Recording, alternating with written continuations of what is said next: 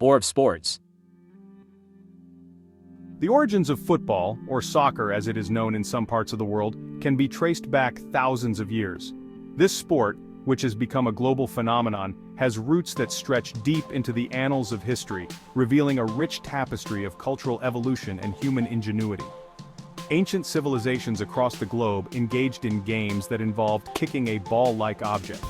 These early forms of football were not just mere pastimes, but were often deeply embedded in the social and cultural fabric of the societies that played them. One such game was Cuju, which originated in China during the Han Dynasty. Cuju, meaning kickball, was not only a popular sport but also a means of military training, helping soldiers to develop their physical fitness and coordination. Cuju was a highly competitive sport, often played in imperial courts, and involved two teams competing to kick a leather ball filled with feathers into a net. The game required skill, strategy, and teamwork, much like modern football. Another ancient game that bears resemblance to modern-day football is Episkairos, which was played in ancient Greece. This game, though less structured than Cuju, was a favorite among Greek soldiers and citizens alike. Episkairos was a more chaotic and less structured game than Cuju, with teams of up to 15 players competing to move a ball across boundary lines. The game was played with great enthusiasm and often involved a high level of physical contact. The game was known for its physicality and often descended into brawls. These intense matches were a testament to the competitive spirit and physical prowess of the ancient Greeks. These ancient games, while different from modern football in many ways, demonstrate the timeless appeal of kicking a ball around. They were more than just games. They were a reflection of the societies that played them, showcasing their values, skills, and communal spirit. They laid the foundation for the development of football as we know it, providing the basic elements of teams, goals, and a shared passion for the sport. The essence of teamwork, strategy, and competition that we see in today's football can be traced back to these early games. The seeds of the beautiful game were sown in these ancient civilizations, waiting for the right conditions to blossom. Over time, these seeds would grow and evolve, influenced by various cultures and societies, each adding their unique touch to the game.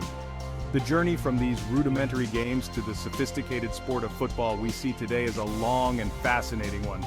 It is a journey marked by innovation, adaptation, and the relentless pursuit of excellence.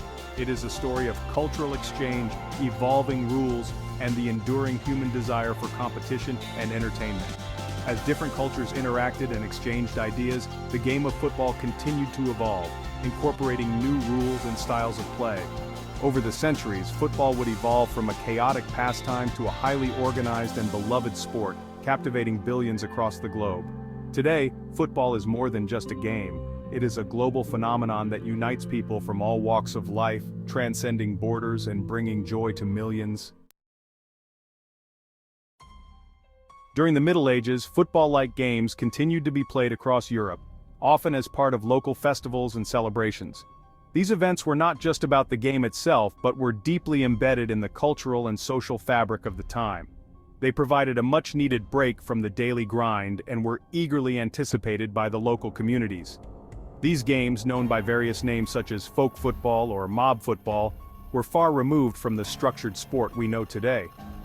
Each region had its own version, with unique rules and customs, reflecting the diverse cultures of medieval Europe. The games were a melting pot of local traditions and communal spirit. They were characterized by their lack of formal rules, large numbers of participants, and often brutal nature. The sheer number of players involved made the games chaotic and unpredictable. It was not uncommon for hundreds of people to take part, turning the game into a massive, sprawling event that could engulf entire villages.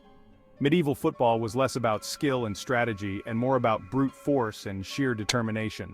The games were a test of physical endurance and strength, with players pushing, shoving, and grappling with each other in a bid to gain control of the ball. It was a raw and primal form of competition. Matches could last for hours, sometimes even days, and often involved the entire male population of two villages. The length of the games added to their intensity, as players had to dig deep into their reserves of stamina and willpower. The extended duration also meant that the games could become a focal point for the community, drawing spectators and creating a festive atmosphere. The goal was simple: to move a ball, often an inflated animal bladder, to a designated point, usually a church or a market square. The choice of these locations was symbolic, representing the central places of communal life. The ball itself, made from animal bladders, was a testament to the resourcefulness of the people, using what was readily available.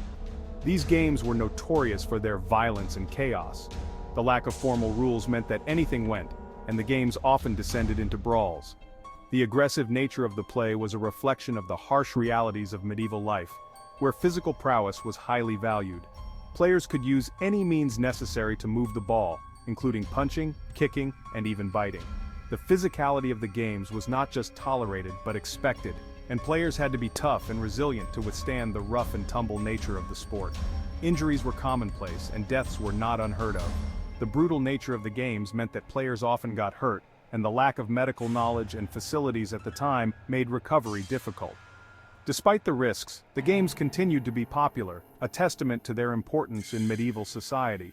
The chaotic nature of these games led to them being banned or discouraged by authorities at various times and places.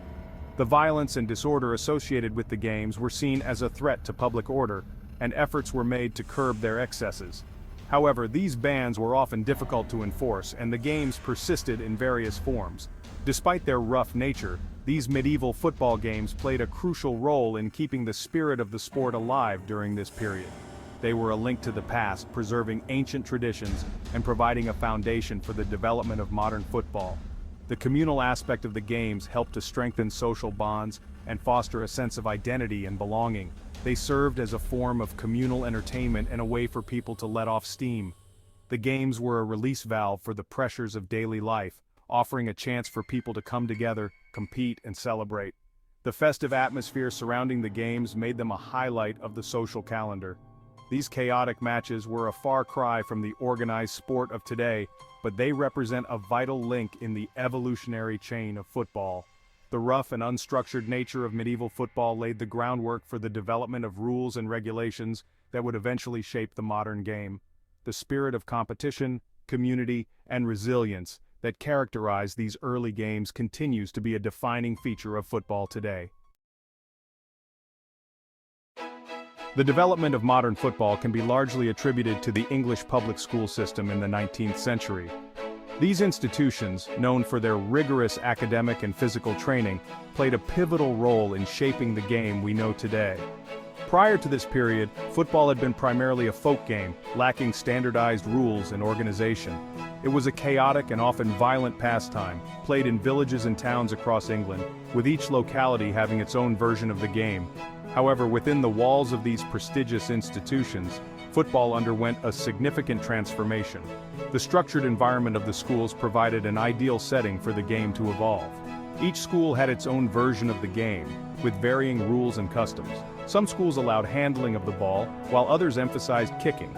This diversity led to a rich tapestry of football styles. However, as students moved between schools, they carried their love for the game and their preferred rules, leading to attempts at standardization. These young enthusiasts were eager to play with others, but the differing rules often led to confusion and disputes. In 1848 at Cambridge University, a significant step was taken with the creation of the Cambridge Rules. This set of rules aimed to create a common framework that could be used by different schools and clubs. These rules, though not universally adopted, represented an early attempt to codify the game. They laid the groundwork for future efforts to standardize football, influencing subsequent rulebooks and the eventual formation of official football associations. The increasing popularity of football among public schoolboys led to the formation of school football clubs. These clubs were more than just teams. They were communities where students could bond over their shared passion for the game. These clubs provided a more structured environment for the game, with regular fixtures and a growing emphasis on skill and teamwork. Practices became more organized, and strategies began to develop, moving the game away from its chaotic roots. The public school system, with its emphasis on physical activity and competition, provided fertile ground for football to flourish. The school's focus on discipline and fair play helped instill a sense of sportsmanship that became integral to the game. It was within these hallowed halls and playing fields that the foundation for modern football was laid. The traditions and values cultivated in these schools would go on to shape the ethos of football worldwide. The spirit of sportsmanship, the emphasis on skill over brute force, and the codification of rules all emerged from this era. setting the stage for the global phenomenon football would become.